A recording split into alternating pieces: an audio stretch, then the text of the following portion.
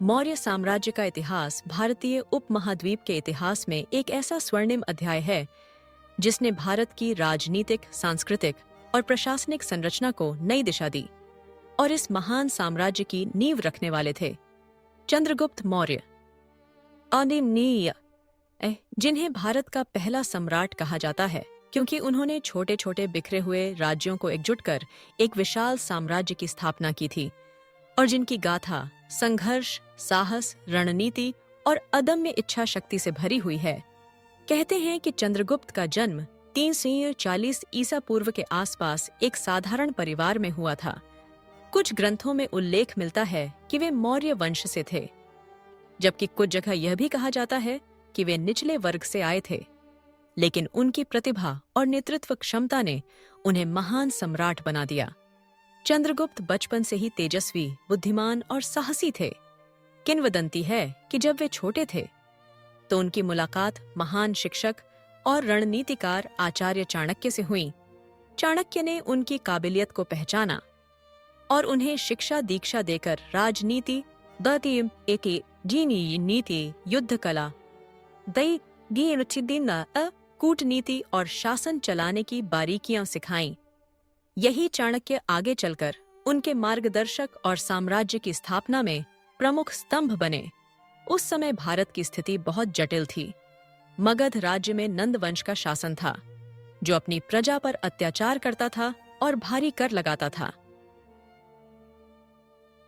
जनता त्रस्त थी और राजसत्ता भ्रष्टाचार तथा विलासिता में डूबी हुई थी। चाणक्य ने प्रण लिया था कि वे नंदों का अंत करेंगे और इस धरती पर एक योग्य शासक को स्थापित करेंगे। इसी उद्देश्य से उन्होंने चंद्रगुप्त को तैयार किया। प्रारंभिक दिनों में चंद्रगुप्त ने सैनिकों की एक छोटी सी सेना इकट्ठी की और नंदवंश को चुनौती दी। हालांकि शुरुआती संघर्षों में वे सफल नहीं हुए, लेकिन हार से सीखकर और चाणक्य की रणनीतियों को अपनाकर उन्होंने धीरे धीरे अपनी शक्ति बढ़ाई और अंततः 322 ईसा पूर्व में नंदवंश को पराजित कर मगध पर अधिकार कर लिया। यही मौर्य साम्राज्य की शुरुआत थी, जिसने भारतीय इतिहास को एक नई दिशा दी। चंद्रगुप्त की विजय यात्रा यहीं नहीं रुकी। उन्होंने उत्तरी भारत के अनेक छोटे राज्यों को अपने अधीन किया, पंजाब और सिंध तक अपनी शक्ति का विस्तार किया और सिकंदर के बाद बचे हुए यूनानी शासकों को भी हराकर उनकी शक्ति को समाप्त कर दिया। इस प्रकार चंद्रगुप्त ने लगभग पूरे उत्तरी भारत को एक साम्राज्य में एकजुट कर दिया। यह उपलब्धि उस समय के लिए अद्वितीय थी, क्योंकि भारत अनेक छोटे छोटे राज्यों में बंटा हुआ था। मौर्य साम्राज्य का प्रशासन अत्यंत सुदृढ़ था। चंद्रगुप्त ने शासन व्यवस्था में अनुशासन और संगठन पर विशेष ध्यान दिया। चाणक्य द्वारा लिखित अर्थशास्त्र में मौर्य प्रशासन का विस्तृत वर्णन मिलता है, जिसमें कर व्यवस्था, न्याय प्रणाली, गुप्तचर तंत्र, सैनिक संगठन और आर्थिक नीतियों का विस्तार से उल्लेख है। अर्थशास्त्र से पता चलता है कि चंद्रगुप्त के शासन में कृषि, व्यापार और उद्योग को बढ़ावा दिया गया। किसानों से कर वसूला जाता था, लेकिन उनकी सुरक्षा और सिंचाई की व्यवस्था भी राज्य द्वारा की जाती थी। गुप्तचर विभाग इतना मजबूत था कि राजा को हर क्षेत्र की खबर मिलती रहती थी। सेना विशाल और संगठित थी, जिसमें पैदल सेना, घुड़सवार, रथ और हाथी शामिल थे। चंद्रगुप्त ने पड़ोसी देशों के साथ कूटनीति का भी बेहतरीन उपयोग किया। जब सिकंदर महान की मृत्यु के बाद उसका सेनापति सेल्यूकस भारत में अपनी शक्ति जमाने आया, तो चंद्रगुप्त ने उसका डटकर सामना किया। युद्ध हुआ और अंततः संधि के तहत सेल्यूकस ने अपनी बेटी का विवाह चंद्रगुप्त से कर दिया और भारत को कई प्रदेश सौंप दिए।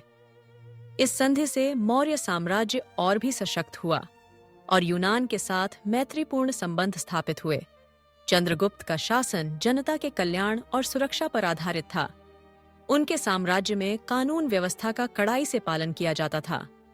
चोरी, डकैती और अपराध पर नियंत्रण था और लोगों को न्याय मिलता था। विदेशी यात्री मेगास्थनीज, जो सेल्यूकस का राजदूत था, उसने अपनी पुस्तक इंडिका में मौर्य साम्राज्य का वर्णन किया है। उसमें लिखा है कि चंद्रगुप्त का दरबार भव्य था। राजधानी पाटलिपुत्र, आज का पटना, सुव्यवस्थित और योजनाबद्ध थी। वहां चौड़ी सड़कें, महल, उद्यान और किलेबंदी थीं। नगर की सुरक्षा के लिए बड़ी संख्या में सैनिक तैनात रहते थे। मौर्य साम्राज्य का विस्तार दक्षिण भारत तक नहीं हुआ था, लेकिन चंद्रगुप्त ने अपनी मजबूत नींव रख दी थी, जिसे आगे चलकर उनके पोते अशोक महान ने और भी व्यापक बनाया। चंद्रगुप्त के जीवन का एक विशेष अध्याय उनका अंतकाल है। कहा जाता है कि जीवन के अंतिम वर्षों में उन्होंने जैन धर्म को अपनाया और जैन आचार्यों के मार्गदर्शन में दक्षिण भारत के श्रवणबेलगोला चले गए, जहां उन्होंने संथारा व्रत धारण कर प्राण त्याग दिए। उनके इस निर्णय से यह स्पष्ट होता है कि वे केवल एक योद्धा और शासक ही नहीं, बल्कि आध्यात्मिकता और धर्म को महत्व देने वाले सम्राट भी थे। चंद्रगुप्त मौर्य की सबसे बड़ी उपलब्धि यह थी कि उन्होंने भारत को राजनीतिक रूप से एकजुट किया। उनकी दूरदर्शिता, साहस और प्रशासनिक कौशल ने भारतीय इतिहास को एक नए युग में प्रवेश कराया। उन्होंने यह साबित किया कि यदि सही नेतृत्व, मजबूत रणनीति और जनता का समर्थन हो तो कोई भी साधारण व्यक्ति महान सम्राट बन सकता है। आज भी चंद्रगुप्त मौर्य को भारत के महानतम शासकों में गिना जाता है, जिनकी गाथा प्रेरणा देती है कि कठिन परिस्थितियां चाहे कैसी भी हों, दृढ़ इच्छा शक्ति और सही मार्गदर्शन से असंभव को संभव बनाया जा सकता है। मौर्य साम्राज्य, जिसने लगभग 150 वर्षों तक भारतीय उपमहाद्वीप पर राज किया, उसकी नींव चंद्रगुप्त ने रखी थी और यही कारण है कि भारतीय इतिहास में उनका नाम स्वर्णाक्षरों में अंकित है। उनका जीवन हमें यह संदेश देता है कि बड़े सपनों को साकार करने के लिए केवल जन्म और परिस्थितियां मायने नहीं रखती, बल्कि साहस, मेहनत, शिक्षा और सही गुरु का साथ ही किसी को महान बनाता है। चंद्रगुप्त मौर्य न केवल एक सम्राट थे, बल्कि भारतीय संस्कृति, राजनीति और इतिहास के ऐसे नायक थे जिनकी गाथा सदियों तक याद की जाएगी और जिन्हें हमेशा एक महान राष्ट्र निर्माता के रूप में सम्मानित किया जाएगा, क्योंकि इसमें हम देखते हैं कि किस प्रकार उन्होंने न केवल एक विशाल साम्राज्य की स्थापना की, बल्कि उसे स्थिरता, संगठन और शक्ति प्रदान की। और यह सब संभव हुआ आचार्य चाणक्य की सूझबूझ, नीतियों और अर्थशास्त्र की योजनाओं से। जिन्होंने चंद्रगुप्त को केवल युद्ध का ही नहीं, बल्कि शासन और राजनीति का भी अद्भुत ज्ञान दिया। कहा जाता है कि मौर्य साम्राज्य का प्रशासन उस समय इतना संगठित था कि हर छोटे से छोटे क्षेत्र की जानकारी सम्राट तक पहुंचती थी। गांवों से लेकर बड़े नगरों तक में अधिकारी नियुक्त थे, जो कानून व्यवस्था और कर वसूली की देखरेख करते थे। पाटलिपुत्र साम्राज्य की राजधानी थी, जो योजनाबद्ध तरीके से बसाई गई थी। वहां चौड़ी सड़कें, मजबूत किले और सुंदर भवन बने थे, और नगर के चारों ओर खाई और सुरक्षा के प्रबंध थे। मेघास्थनीज ने अपनी पुस्तक इंडिका में लिखा है कि पाटलिपुत्र उस समय का सबसे बड़ा और सुव्यवस्थित नगर था। प्रशासन में चंद्रगुप्त ने कई विभाग बनाए थे, जैसे वित्त विभाग, न्याय विभाग, गुप्तचर विभाग और सैन्य विभाग। अर्थशास्त्र के अनुसार राजा की आय का मुख्य स्रोत कर था, जो भूमि और व्यापार से मिलता था, लेकिन यह कर उचित सीमा तक ही लिया जाता था और राज्य किसानों की सहायता भी करता था। खेती के लिए सिंचाई की व्यवस्था, नहरें और कुएं खुदवाए जाते थे ताकि उत्पादन बढ़ सके। चंद्रगुप्त की सेना विशाल और संगठित थी, जिसमें लाखों सैनिक, हजारों घोड़े, हाथी और रथ शामिल थे। सेना की ताकत ही थी जिसने उन्हें यूनानियों, नंदों और अन्य राज्यों पर विजय दिलाई। लेकिन केवल ताकत ही नहीं, बल्कि कूटनीति में भी वे माहिर थे। सेल्यूकस निकेटर के साथ हुए युद्ध के बाद की संधि इसका प्रमाण है, जिसमें युद्ध के बजाय विवाह और संधि से उन्होंने अपना साम्राज्य और भी सुरक्षित बना लिया। इससे भारत और यूनान के बीच सांस्कृतिक आदान प्रदान भी हुआ। शासन व्यवस्था में गुप्तचर विभाग बेहद प्रभावी था।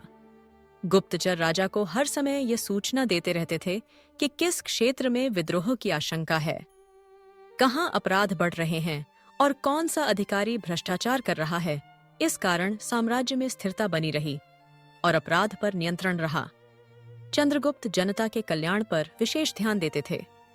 अपराधियों को कठोर दंड दिया जाता था, लेकिन गरीब और किसानों के लिए राहत की नीतियां भी बनाई गईं। उनके शासन में व्यापार भी खूब फला फूला। भारत से कपास, रेशम, मसाले और रही थी हाथी दांत जैसी वस्तुएं विदेशों में निर्यात होती थीं और बदले में सोना, चांदी तथा अन्य वस्तुएं आती थीं। इस तरह से मौर्य साम्राज्य आर्थिक रूप से भी समृद्ध हुआ। धार्मिक दृष्टि से चंद्रगुप्त मौर्य का जीवन काफी प्रेरणादायक है। प्रारंभिक जीवन में उन्होंने वैदिक परंपरा और ब्राह्मणों का सम्मान किया, लेकिन जीवन के अंतिम वर्षों में वे जैन धर्म से प्रभावित हुए, आचार्य भद्रबाहु के शिष्य बने और दक्षिण भारत के श्रवण बेलगोला चले गए, जहां उन्होंने संथारा व्रत धारण करके प्राण त्याग दिए। यह घटना बताती है कि चंद्रगुप्त केवल एक योद्धा और शासक ही नहीं, बल्कि आध्यात्मिकता को भी महत्व देने वाले व्यक्ति थे। उन्होंने दिखाया कि सत्ता और वैभव के बावजूद धर्म और त्याग का मार्ग अपनाया जा सकता है। उनकी यह विरासत आगे चलकर उनके पुत्र बिंदुसार और पोते अशोक महान ने संभाली। खासकर अशोक ने मौर्य साम्राज्य को शिखर तक पहुंचाया, लेकिन यह नींव चंद्रगुप्त ने ही रखी थी।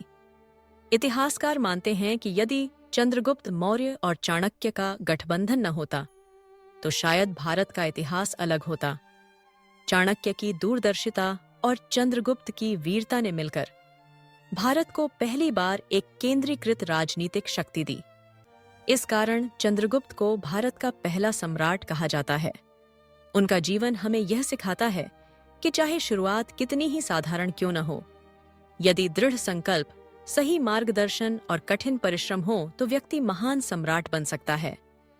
चंद्रगुप्त मौर्य की गाथा आने वाली पीढ़ियों के लिए प्रेरणा है और यही कारण है कि उन्हें भारतीय इतिहास के महानतम नायकों में गिना जाता है। हम आशा करते हैं कि आपको हमारा यह वीडियो पसंद आया होगा। अगर आपको हमारा वीडियो अच्छा लगा हो तो अभी हमारे YouTube चैनल स्किल करियर को सब्सक्राइब करें, वीडियो को लाइक और शेयर जरूर करें। हमारे साथ जुड़े रहें और ऐसे ही शानदार और ज्ञानवर्धक वीडियो देखने के लिए स्किल करियर के साथ बने रहें। धन्यवाद।